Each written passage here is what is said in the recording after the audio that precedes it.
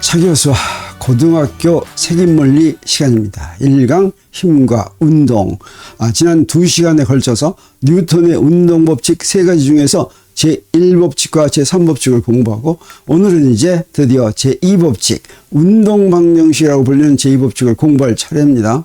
3가지 법칙 우리 지금 몇 번에 걸쳐서 이것과 똑같은 거 자꾸 보고 있죠. 이 중에서 2법칙은 어땠습니까? 제1법칙과 제3법칙은 제2법칙 진짜 운동법칙을 보조하는 역할을 한다고 했습니다. 그리고 이 진짜 운동법칙이 이제 운동법칙인데 이걸 자세히 알아보기로 하겠습니다. 제2법칙 입자의 운동량이 변하는 비율은 그 입자에 작용하는 알짜 힘과 같다라고 하는 건 사실 무슨 내용이냐면 물체에 작용하는 알짜 힘이 물체의 운동을 결정한다라고 하는 뜻이 되겠습니다. 이게 무슨 말인지 좀 더 자세하게 알아보려고 합니다. 그래서 알아보기 위해서 이 내용을 알아보기 위해서 3가지 단계를 거치겠습니다. 첫 번째는 이 법칙의 자세한 내용이 무엇인지 먼저 알아보겠습니다. 그리고 두 번째는 이 법칙이 나오게 된 배경을 또 다시 한번 알아보기로 하겠습니다. 그리고 이 법칙을 마지막으로 이 법칙을 어떻게 적용하는지 그 방법을 우리가 알아보겠습니다. 내용을 볼 것 같으면 그 뉴턴의 진짜 운동 방정식이 바로 무엇이었습니까? F는 ma였죠. 우리 앞에서 뉴턴의 운동 방정식을 맨 처음 소개할 때 이 뉴턴의 운동 방정식이 자연상의 모든 자연현상을 설명하는 자연에서 일어나는 모든 현상을 설명하는 왜 일어나는지를 알려주는 기본 법칙이라고 했는데 이렇게 간단한 법칙이 우리가 그냥 학교에서 질량 곱하기 가속 또는 힘 또는 질량 나누기 힘 나누기 질량 가속도 뭐 이렇게 배우는 것이 어떻게 그런 기본 법칙이 될 수 있는가라는 의심을 가질지도 모르지만 사실은 이 법칙은 뭘 이렇게 간단하게 나타낸 거냐면 이 미분 방정식을 간단하게 나타냈다고 했죠. 이랬을 때 이 가속도가 위치 벡터를 시간에 대해서 2번 미분한 그런 미분꼴이 되는 것입니다. 이렇게 미분 방정식으로 나타냈을 때 여기 나타내면 여기서 좌변에 있는 이 힘을 우리가 알짜 힘이라고 하는데 물체에 작용하는 알짜 힘이라고 하는데 그 의미는 뭐냐면 물체가 힘을 여러 가지 종류를 받고 있다면 그 힘을 다 더했을 때 합력을 알짜 힘이라고 합니다. 근데 이게 그냥 다 더한 힘 또는 합력 이렇게 얘기하지 않고 구태여 알짜 힘 이렇게 얘기하는 것은 알짜 힘을 영어로 얘기하면 net force 이렇게 되는데 그렇게 얘기하는 건 뭐냐면 힘은 벡터니까 서로 반대 방향이면 더하더라도 없어지죠. 이렇게 더하고 빼고 해가지고 없어져서 이렇게 다 더하는 거 이걸 갖다가 알짜 힘이다 이렇게 부릅니다. 그리고 이제 우리가 구하려고 하는 이 뉴턴의 운동 방정식에서 구하려고 하는 것이 바로 뭐냐면 물체의 위치 벡터인데 이 위치 벡터를 미분 방정식을 풀면 어떻게 한다고 그랬습니까? 독립변수의 함수로 시간의 함수로 구한다고 그랬죠. 그러면 무슨 일이 벌어진다고 했어요? 물체가 이제 어떻게 움직이는지를 지금 풀어가지고 과거에는 어떻게 움직였고 미래에는 어떻게 움직이는 것까지 한꺼번에 다 한다고 그랬죠. 그래서 자연현상이 이 자연을 구성하는 물체들의 움직임을 전부 다 지금 풀어가지고 알아버리면 앞으로 어떻게 될지 미리 알 수 있다고 하는 거죠. 그래서 일기예보도 사실은 원칙적으로는 그렇게 하는 것이다 라고 얘기할 수가 있겠습니다. 그 일기예보 할 때는 날씨 할 때는 공기가 이 대상이죠. 그 공기를 구성하는 기체 분자들 하나하나에다 뉴턴의 운동법칙을 적용해서 이제 구하면 확실하게 알 수가 있을 텐데 실제로는 그런 계산을 할 수가 없으니까 그거를 근사적으로 하는 여러 가지 모형을 이용해서 하는데 그 밑바탕에는 무엇이 있냐면 바로 이 뉴턴의 운동 법칙이 그 공기들이 앞으로 어떻게 운동할지를 알려주는 그런 기본 그 룰을 가르쳐 준다라고 하는 뜻이 되겠습니다. 이때 위치 벡터는 뭐였습니까? 우리가 앞에서 배웠지만 기준계의 원점에서 물체 위치까지 그림 벡터죠. 물체의 위치가 어디인지 알려면 먼저 기준계를 정해야 됐죠. 숫자로 표현하려니까. 그래서 그때 기준계 원점에서 그 위치까지 쭉 그려준 벡터를 우리가 위치 벡터라고 했습니다. 자, 그랬을 때 이 뉴턴의 운동법칙의 의미, 그 내용은 바로 뭐냐면 뉴턴이 이 운동법칙을 발견했습니다. 그 얘기는 무엇입니까? 물체가 움직이는 모습이 물체에 작용한 힘에 의해서 정해진다는 것을 발견했다고 하는 것이죠. 근데 그 전에는 그걸 알았다는 뜻입니까? 몰랐다는 뜻입니까? 그 전에는 몰랐다는 뜻입니다. 그 내용은 이제 이 법칙이 나오게 된 배경에서 우리가 설명을 할 텐데, 물체의 운동이 알고 봤더니 바로 이 힘이 결정하더라라고 하는 것입니다. 지금 간단히 얘기하자면 그 전에는 물체의 운동이 무엇에 의해서 결정이 된다고 생각했냐면 신에 의해서 결정이 된다든가 어떤 저 외부의 어떤 신통한 능력에 의해서 결정이 된다든가 뭐 이렇게 생각하고 있었던 것이죠. 그런데 그것이 아니라 물체에 작용하는 힘에 의해서 결정이 된다. 그리고 물체에 작용하는 알자 힘은 여기서 이 힘이 무엇입니까? 여기에 dt제곱분의 d제곱 r, 여기 가속도죠. 이 가속도라고 하는 건 속도가 변하는 비율이죠. 이 알자 힘은 이제 속도가 변하는 비율에 비례하는데, 그 비례 상수가 바로 무엇에 해당하냐면 질량에 해당한다 라고 하는 것들을 이제 최초로 뉴턴이 알아낸 것입니다. 그러면 여기서 질량에 대해서 좀 더 자세하게 알아볼 필요가 있는 것 같이 보입니다. 질량을 그러면 무엇이라고 정의하면 좋겠습니까? 질량, 시간, 공간, 길이, 이런 거는 굉장히 기본적인 것이기 때문에 정의할 때, 우리가 보통 정의할 때 더 기본적인 거, 더 잘 알고 있는 것으로 좀 복잡한 거, 어려운 거, 이런 거를 이제 무엇이다라고 설명하는 걸 정의한다고 얘기하죠. 예를 들어서 운동량은 뭐냐 그러면 어떤 물체가 그 질량 m자리가 속도 v로 움직이는 운동량은 질량에다가 속도를 곱한 걸 운동량이라고 한다라고 하면 운동량의 좋은 정의가 되겠습니다.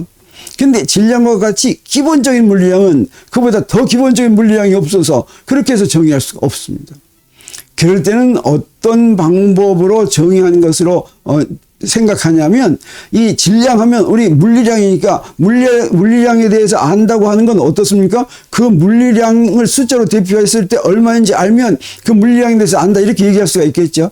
그래서 질량의 크기를 구하는 방법이 정해지면 그걸 질량이 정의한 것이다, 이렇게 얘기할 수가 있는데, 그렇게 질량을 정의하는 방법 중에 하나가 바로 F는 ma라고 하는 거죠. 이걸 질량을 정의한 식이라고도 볼 수 있습니다. 그게 무슨 얘기입니까? 지금 물체가 가속 운동을 하고 있으면 힘 받는 게 분명하죠. 그때 그 물체가 받는 힘은 우리가 측정할 수가 있습니다. 그리고 물체의 가속도도 우리가 측정할 수가 있죠. 그러면 그 B가 바로 질량이다, 이렇게 정의를 하는데, 이 방법으로 정의한 질량을 특별히 무엇이라고 부르냐면 관성질량, 이렇게 부릅니다. 그래서 이 방법으로 정의한 질량을 관성질량이라고 한다라고 얘기하면 관성질량이 아닌 다른 질량도 또 있는 것 같습니까? 없는 것 같습니까? 있는 것 같죠? 그렇습니다. 그 또 다른 질량에 대해서 우리가 나중에 공부할 예가 이제 할 텐데, 그러면 여러분이 이 생각할 때 질량 그건 이런 게 아니라 이렇게 어떤 물체의 질량, 그 물체가 지닌 실질적인 물질의 양, 이렇게 정의하면 간단하지 않아요? 이렇게 얘기할 수도 있죠. 근데 그렇게는 질량의 정의가 될 수가 없습니다. 우리 물리량을 정의한다고 하는 건 무슨 얘기라고 했습니까? 그 물리량이 대표하는 숫자를 구하는 방법이 거기에 나와 있어야 되죠. 근데 이 물체의 질량, 물질의 실질적인 양이다라고 하면 그 실질적인 양을 알아내는 방법이 뭐가 있습니까? 없습니다. 알아내는 방법이 있잖아요. 저울 위에다 올리면 되잖아요. 이 저울 위에다 올리는 거는 실질적인 양을 구한 것이 아니라 바로 뭘 구한 것이냐면 지구가 그 물체를 잡아다니는 힘을 구한 것이죠. 이게 바로 이 관성질량 말고, 그 다음에 또 한 가지 방법으로 정의할 수 있는 방법이 뭐냐면 그 질량과 질량서에 작용하는 만유인력으로 정의할 수가 있습니다. 그러면 바로 저울 위에다 올려놓고 무게를 측정하면 질량이 정의되는 것이죠. 그걸 뭐라고 부르냐면 중력질량이라고 이렇게 부르죠. 나중에 설명한다고 하고 지금 다 설명했네요. 그래서 물체가 지닌 실질적인 양이 물질의 양이다, 이렇게 정의하는 것은 물체의 질량을 정의하는 것으로 이제 마땅하지가 않습니다. 물체가 지닌 실질적인 물질의 양은 물리에서 다루지 않고 화학에서 다루는데, 그때 화학에서 다루는 물질의 양, 그 물질의 양의 단위는 뭐냐면 몰입니다. 여러분 뭘 배웠죠? 질량의 단위는 킬로그램입니다. 이 질량의 단위인 킬로그램은 이렇게 뉴턴의 운동 법칙으로 정의하거나 또는 뉴턴의 만유인력 법칙으로 정의를 해야 된다고 하는 것이죠. 자, 그러면 뉴턴의 운동방정식의 내용은 이 정도로 하고, 그러면 이 뉴턴의 운동방정식은 어떻게 나왔는지 보겠습니다. 이건 우리가 앞에서 한번 설명을 다 한 것입니다. 어땠습니까? 뉴턴의 물리학이 나오게 된 아주 그 단초를 제공한 것이 바로 무엇이냐면 17세기 초에 알게 된 행성 운동에 대한 케플러 세 가지 법칙이었죠. 이 케플러의 세 가지 법칙이 전부 다 당시로는 도저히 이해할 수가 없었습니다. 다시 말하면 당시 알고 있던 물리학의 지식, 자연의 이치에 대한 지식으로는 설명할 수 없었다고 하는 거죠. 그중 대표적인 게 제1법칙이 바로 무엇입니까? 행성들이 태양 주위를 타원 궤도를 돈다는 거였죠. 이 타원 궤도 도는 걸 도저히 이해할 수가 없었던 것입니다. 당시에 천상 법칙은 뭐라고 얘기했냐면 원운동을 한다. 모든 별들은 완전한 원운동을 한다고 생각했고 그 천상 법칙을 굳게 믿었기 때문이죠. 그런데 어떻게 행성도 별인데 타원 운동을 할까? 도저히 이해할 수가 없었던 것입니다. 이때 마침 런던에 흑사병이 유행한 게 이 뉴턴이 대학생 시절이었습니다. 1665년에서 66년. 그래서 전부 다 고향으로 내려갔습니다. 이 고향으로 내려가 있으면서 뉴턴이 실질적으로 이 뉴턴의 운동법칙과 뉴턴의 만일력 법칙에 대한 이론을 전부 다 이제 만들었죠. 다시 말하면 케플러 법칙을 어떻게 설명할까 하는 것에 풀이를 구한 것입니다. 그리고 1687년에 우리가 앞에서 설명한 것처럼 프린키피아라고 하는 책을 써가지고 그 속에 자기가 20년 전에 그 구했던 내용들을 거기서 발표한 것이죠. 그리고 프린키피아에 나온 내용이 바로 만일력 법칙과 운동 법칙을 이용해서 케플러의 세 가지 법칙이 잘 어떻게 성립되는지를 잘 설명할 수가 있었습니다. 그런데 이게 뉴턴의 운동 법칙과 만일력 법칙이 바로 행성들의 운동을 설명하려고 이제 고안한 것이었는데 19세기까지 이 다른 모든 자연현상한테 이렇게 적용해 봤더니 전부 다 모든 자연현상을 성립하는 기본 법칙이다라고 하는 것이 확인되게 된 그런 것입니다.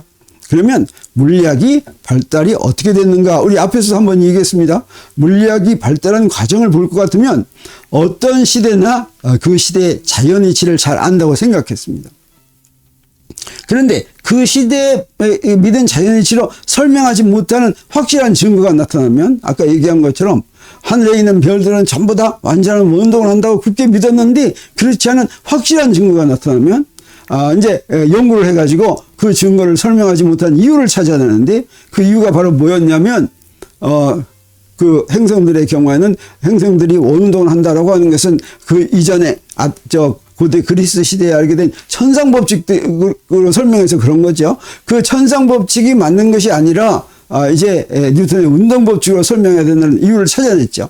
그런데 봤더니 어떻습니까? 그렇게 이유를 찾아냈더니 그렇게 새로 찾아낸 이유가 그 증거, 지금 전에 설명하지 못한 증거만 설명하는 것이 아니라 모든 새로운 현상도 다 해결하는 전혀 새로운 추가의 진리를 깨닫게 해준다는 거죠. 그래서 행성들의 운동을 설명하려고 운동법칙을 찾아냈는데 그 운동법칙이 행성들의 운동뿐만 아니라 모든 자연현상을 다 설명한다고 하는 걸 이제 알았던 것이죠. 그런데 이렇게 추가의 진리를 알아가지고 이제 자연이치가 이제 개선이 됐습니다. 그러면 어떠냐? 그 개선된 자연이치로 또 설명하지 못하는 다른 증거가 또 나오게 됩니다. 그러면 다시 여기서 다시 여기로 돌아갑니다. 그리고 그 이유를 찾아내면 또 이제 한 번의 도약을 거칩니다. 이런 식으로 몇 번의 도약을 거쳐서 오늘날 우리의 과학이 이루어졌다 이렇게 이야기를 했었죠. 그러면 그 사이에 있었던 도약들을 몇 가지를 좀 더 자세하게 보겠습니다. 기원전 3세기에는 어땠습니까? 그 이전에는 이건 지금 서양 얘기입니다. 특히 고대 그리스 지방이었었죠. 사람들이 믿고 있던 자연의 이치가 뭐였냐면 신이 인간과 자연에 관한 모든 현상을 좌지우지한다고 생각했습니다. 어떤 현상이 일어나면 그건 다 신이 어떻게 해가지고 일어나는 거라고 생각했죠. 근데 그때 믿었던 자연 이치하고 어긋나는 그런 현상이 관찰이 됐습니다. 물론 그런 현상을 관찰할 만한 형편이 되었기 때문입니다. 사람들이 이제 고대 그리스 시대 아테네 시대에 너무 잘 살게 됐어요. 거기에 무역에 의해서도 돈을 많이 벌었고, 그 다음에 전쟁에서도 포로가 많이 와가지고 노예들이 막 생겼어요. 그래서 상류층 계급이 생기고, 거기서 학자층이 생기게 된 겁니다. 학자층은 아무 일도 않고 놀고 먹을 수가 있었어요. 그러면서 이렇게 생각하는 그런 학자층이 생긴 겁니다. 근데 가만 봤더니 규칙적으로 반복되는 자연현상이 있죠. 항상 봄은 항상 오죠. 비는 여름이 되면 항상 뭐 덥죠. 뭐 이렇게 규칙적으로 반복되는 자연 현상은 이건 신이 좌지우지하지 않는 것이 아니라 어떤 법칙 때문에 생기는 거다라고 하는 생각을 하게 됐죠. 그래서 이 의문을 해결하기 위해서 그러면 도대체 그 법칙이 뭔지 이걸 해결하기 위해서 자연을 면밀하게 관찰합니다. 고대 그리스 학자들이 바로 그런 일을 했죠. 그래가지고 새로 알아낸 이치가 있죠. 이 세상은 봤더니 천상과 지상으로 나뉜다. 다시 말하면 천상의 자연법칙과 지상의 자연법칙이 다르다. 이런 걸 깨달은 겁니다. 그리고 천상의 자연법칙은 신들이 사는 세계니까 완전해야지 되고 지상의 자연법칙은 인간이 사는 세계니까 좀 불완전하다. 뭐 이렇게 이제 발견하게 된 것입니다. 이 생각이 어디까지 계속되느냐? 2000년 동안 계속됩니다. 그래서 17세기까지 갖고 이제 계속된 거죠. 17세기에 사람들이 믿고 있던 자연법칙은 특히 천상에 대한 자연법칙은 어떠냐면 모든 별들은 천상에 속한 건 이제 별이니까 모두 완전한 원궤도를 따라서 움직인다고 생각했습니다. 완전한 원궤도를 그런지 어떻게 막 측정을 해서 확인한 건 아니죠. 당연히 완전한 원궤도를 이제 따라서 운동하리라고 생각했습니다. 왜 그러냐면 그 이유가 분명했습니다.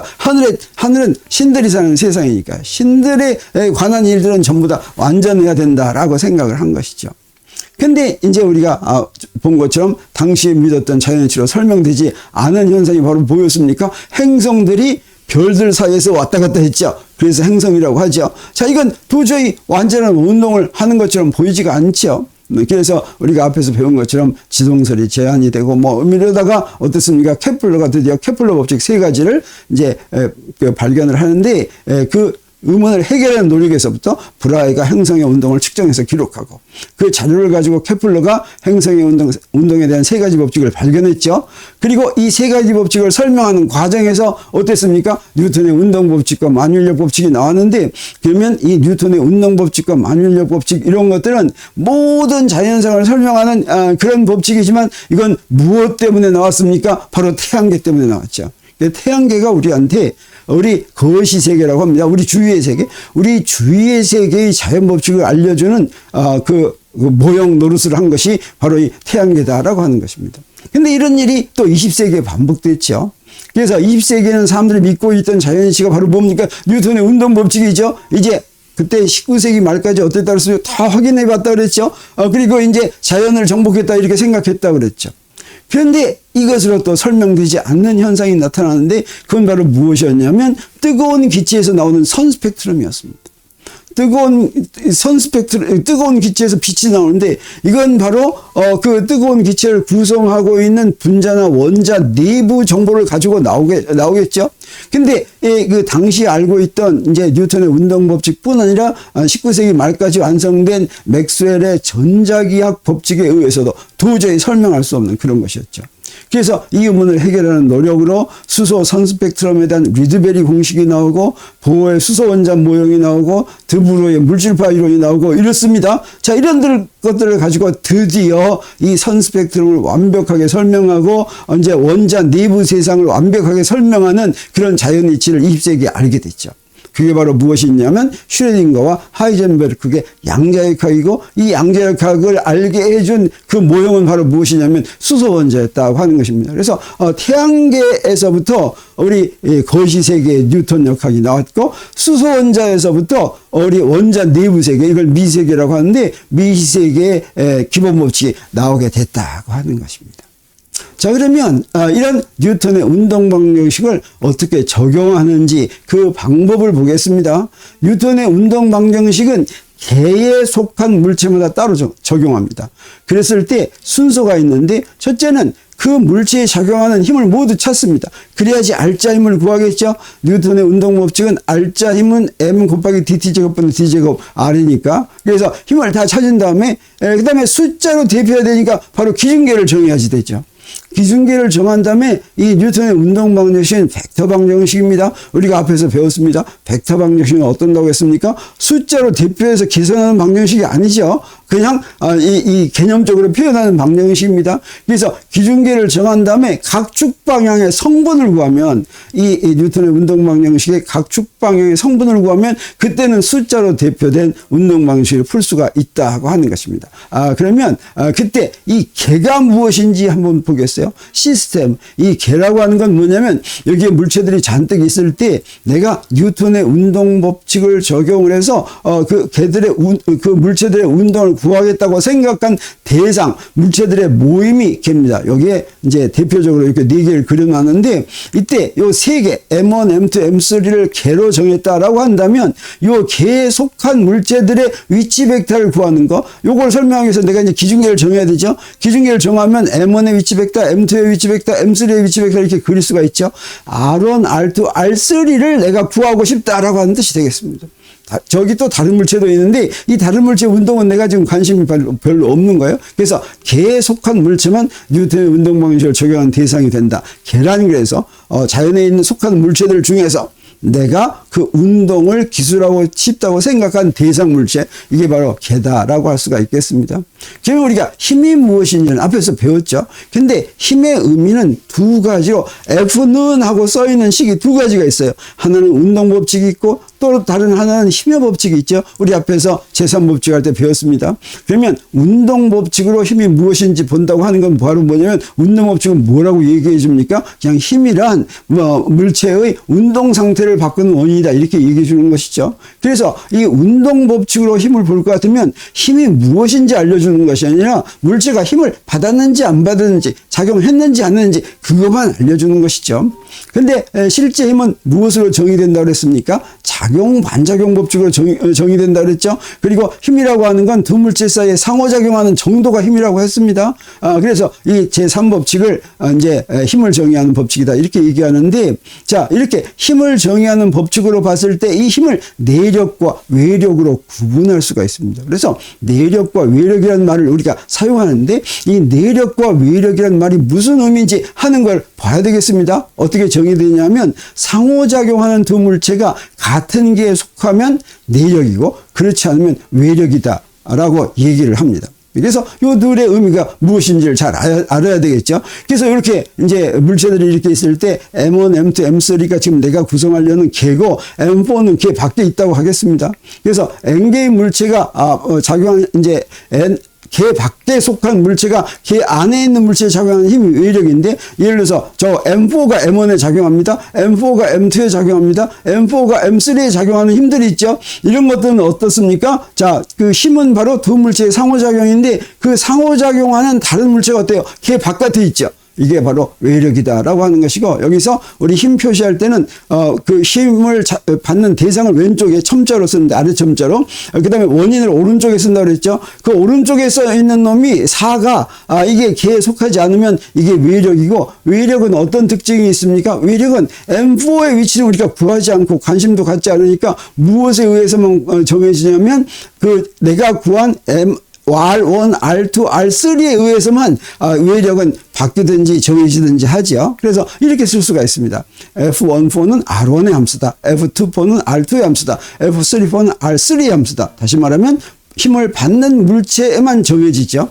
그러면 그렇지 않은 것도 있느냐? 내력이 그렇지가 않습니다. 내력은 어떤 것이에요? 개에 속한 물체들 사이에 작용하는 힘이 내력입니다. 그래서 자, M1의 물체가 힘이 작용하는데 그것의 원인이 M2예요. 그럼 어떻게 되겠습니까? 우리 어떻게 쓸 수가 있냐면, 자, 이렇게 F13, F12 이렇게 쓸 수가 있는데, 이런 것들이 이제 내력인데, 이 내력은 우선 첫 번째로 이 내력은 여기 3개의 물체가 있을 때 내력이 전부 해서 몇 개 있습니까? 6개 있죠. 그 6개를 다 더하면 어떻게 되겠어요? 이게 각각 내력의 요 쌍들이 바로 작용, 반작용이 되기 때문에 요거 2개 더하면 0이 됩니다. 그래서 어떤 개에 작용하는 내력을 다 더하면 항상 0이 된다라고 하는 걸 우리가 하나 알 수가 있고, 내력은 어떻게 정해지냐면 상호작용하는 두 물체의 좌표에서 정해집니다. M1이 받는 내력은 M3가 움직이더라도 또 바뀌겠죠. 다시 말하면 이렇게 쓸 수가 있어요. F12는 R1과 R2의 함수고, F21은 R1과 R2의 함수고, 여기 F32는 R2와 R3의 함수이고, 이렇게 2개의 좌표의 함수다라고 얘기할 수가 있겠습니다. 그래서 이제 그 뉴턴의 운동 방식을 적용하는 예를 하나 들고 오늘 시간을 마치기로 하겠습니다. 예를 들어서 이런 도르래 문제가 있다고 하겠어요. 그러면 어떻다고 그랬습니까? 뉴턴의 운동 방정식은 물체마다 이제 적용한다고 그랬죠. 그래서 내가 지금 적용할 물체를 이제 골라야 되겠어요. 그러면 이때 이런 이런 문제가 있으면 이때 뉴턴의 운동 방정식을 적용할 대상 물체는 저기에 줄에 연결된 두 물체다 이렇게 얘기할 수가 있겠어요. 근데 여기 줄도 있는데 왜 그러면 줄을 따지지 않아요? 그러는데 우리 문제 줄의 질량이 0이라고 줄의 질량을 무시할 수 있다고 그렇게 문제 이제 가정이 나옵니다. 만약에 줄의 질량이 0이 아니면 줄도 대상 물체로 집어넣어야지 됩니다. 근데 줄의 질량이 0이면 줄의 운동은 고려하지 않는다라고 하는 거죠. 여기 도르래도 있는데 도르래도 그럼 고려해야 되지 않냐 이렇게 얘기하면 물론 도르래도 만약에 돈다면 고려해야지 됩니다. 근데 우리 간단한 문제를 할 때는 우리 회전 운동을 이제 집어넣지 않을 때 회전 운동은 좀 복잡합니다. 그래서 어떤 가정을 하냐면 도르래와 줄 사이에는 마찰이 없다. 그러면 어떻게 되겠어요? 도르래 돌지 않지요. 그러면 도르래 역할은 단순하게 줄의 방향만 바꿔주는 역할만 합니다. 그러면 이때도 이제 도르래는 물체에서 빼는 것이죠. 그래서 구하는 목표는 바로 뭐냐면 이 두 물체의 가속도를 구하게 되면 그러면 이때는 그 가속도가 물체가 움직이는 동안 변하지 않습니다. 그래서 이렇게 딱 가속도만 구하면 이 물체의 운동을 푼 것이나 마찬가지. 다시 말하면 위치를 시간의 함수로 나타내는 게 이제 목표라고 했습니다. 자 그러면 그 가속도를 구하면 특히 이렇게 가속도가 시간에 대해서 변하지 않는 그런 경우 이걸 등가속도 운동이라고 하는데 등가속도 운동의 경우에는 가속도만 구하면 되기 때문에 우리 이런 경우는 이제 가속도만 먼저 구합니다. 그럼 제일 먼저 뭘 해야 된다고 그랬습니까? 물체에 작용하는 힘을 다 구해야 된다 그랬죠. 그래서 우리 첫 번째 물체는 어떻습니까? 두 번째 물체 중력이 다 작용해야 되죠. 그러면 힘의 법칙에 의해서 요거 M1하고 M2에 작용한다. 이거 우리 알고 있으니까 이렇게 정합니다. 그리고 여기 줄이 이렇게 잡아다니는 장력이 이렇게 작용하는데 이 장력은 크기가 얼마인지 모릅니다. 우리가 장력과 수직항력은 운동 법칙으로 나중에 정한다고 그랬죠. 힘의 법칙으로 정해지는 힘이 아니라고 그랬죠. 그 다음에 여기에 이제 또 남은 힘이 뭐가 있냐면 빗면 위에 있는 물체는 이렇게 수직항력이 이렇게 작용하겠습니다. 또 빗면에 마찰력도 작용할 수가 있겠지만 오늘은 마찰력은 그냥 빼버리겠어요. 그러면 장력과 수직항력은 운동 방정식으로 정해진다. 그래서 힘은 아직 안 구합니다. 나중에 구합니다. 그러면 운동 방정식을 적용하는 순서는 아까도 얘기했지만 먼저 물체마다 따로 적용하는데 각 물체의 작용하는 힘을 모두 찾고 그 다음에 기준계를 정하고 마지막으로 기준계의 각축 방향의 운동 방식을 세운다 그랬죠. 그래서 자 이렇게 힘 다 찾아놨으니까 이제 기준계를 정해야 되겠어요. M1에 대한 기준계는 어떻게 정해? 내 마음대로 정합니다. 그래서 이렇게 정하면 좋겠어요. 그래서 여기 이 경사면에 있는 물체는 이거 내 마음대로 다르게 정해도 좋습니다. 그래서 경사면을 따라서 위를 플러스 X, 위를 플러스 Y 이렇게 정할 것 같으면 이때 운동 방식을 어떻게 쓸 수가 있냐면 이때 각축 방향으로 두 개가 있을 수가 있죠. 그래서 X축 방향의 운동 방식이 이렇게 있을 수 있습니다. 그래서 여기에 X축 방향으로 윗방향으로 플러스 X 했기 때문에 여기 T는 여기 플러스 X 방향이죠. 그래서 플러스 T가 됩니다. 근데 저기 있는 MG 사인 세타는 그 반대 방향이죠. 그래서 여기 마이너스가 이렇게 붙었습니다. 가속도는 우리가 뭔지 모르고 우리가 구하는 거니까 여기다는 부호 안 붙입니다. 이걸 풀어서 가속도를 구하면 가속도 부호가 이제 생깁니다. 그때 이제 가속도가 이 내가 정한 기준계와 같은 방향인지 반대 방향인지를 알게 되죠. 그리고 M2에 대한 건 어떻게 정하면 좋을 것 같으냐면 아랫방향을 이렇게 플러스 X로 정하는 게 좋겠어요. 윗방향을 정해놓으면 첫 번째 물체하고 이렇게 연결 짓는 게 조금 복잡합니다. 그래서 M2에 대한 기준계는 아래로 정할 것 같으면 어떻게 됩니까? 요거는 M2G 빼기 T는 M2A2 이렇게 되죠. 그러면 여기서 미지수가 몇 개나 있냐면 여기 장력도 우리 모르는 거죠. 가속도 A1도 모르고 A2도 모르죠. 근데 이 A1과 A2는 줄이 늘어나지 않으면 두 개가 같다라고 하는 걸 우리가 알 수 있습니다. 그러면 이제 모르는 게 A하고 T밖에 없죠. 그래서 식 두 개 가지고 요 두 개를 구하는 거 이게 우리가 문제를 푼다 이렇게 얘기하는 것입니다. 자 이런 식으로 푸는 건 우리가 나중에 자세하게 여러 가지 예제를 들어가면서 우리가 풀기로 하겠습니다. 그래서 뉴턴의 운동 방정식은 적용하는 방법은 이렇다. 그래서 뉴턴의 운동 방식 제2법칙에 대해서 내용이 무엇인지 배경이 무엇인지 방법 어떻게 적용하는지 요 세 가지를 우리가 다 공부했습니다. 자 이렇게 해서 우리 오늘 제2법칙과 운동 방정식은 모두 마치기로 하겠습니다. 다음 시간에는 자유낙하 운동을 공부하겠습니다.